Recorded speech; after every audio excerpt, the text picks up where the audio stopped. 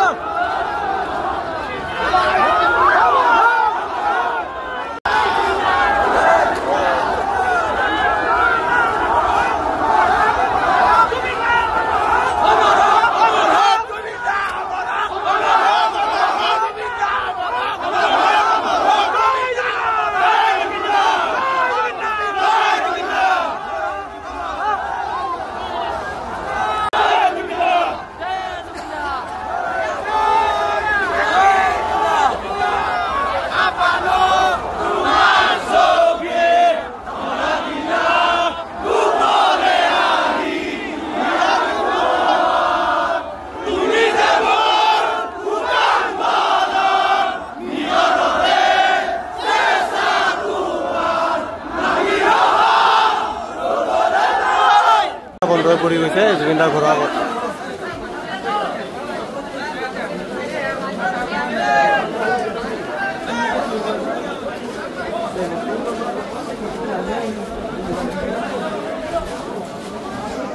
তাতে দাঁড়িয়ে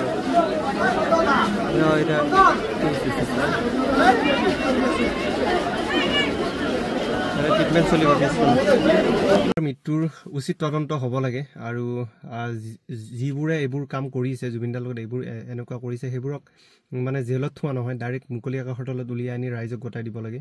আৰু মোৰ এটা ৰিকুৱেষ্ট আছে সকলোকে যে শেখৰ দাক বদনাম নকৰিব তেনেকৈ কাৰণ শেখৰ দাক মই বিশেষকৈ পাৰ্চনেলি জানো আৰু বহুতবাৰ লগো পাইছোঁ ষ্টেজত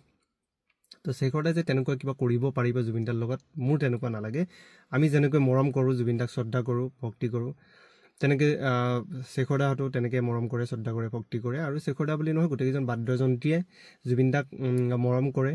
জুবিন দাৰ লগত কোনো বাদ্যযন্ত্ৰীয়ে তেনেকুৱা কৰিব নোৱাৰে মোৰ বিশ্বাস আছে আৰু শেখৰ দাক তেনেকৈ গালি নিদিব আৰু ফেচবুকত ওলাই আহি ডাঙৰ ডাঙৰকৈ চিঞৰি ক'লেই যে কিছুমান কথা শুদ্ধ হ'ব সেইটো নহয়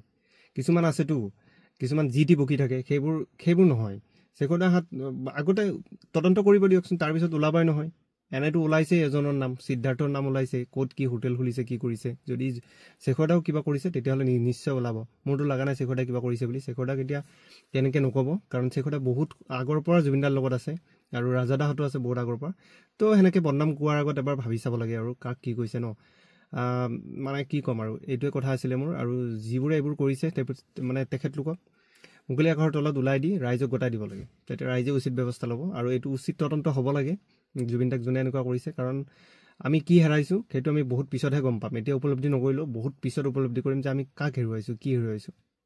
বুজিছেতো কি ক'ব বিচাৰিছোঁ আৰু তেনেকুৱা জুবিন গাৰ্গ অসমত 50 বছৰ নহয় 100 বছৰ পিছতো নোলাব ঠিক আছে তো সেইটোৱে ক'ব বিচাৰিছোঁ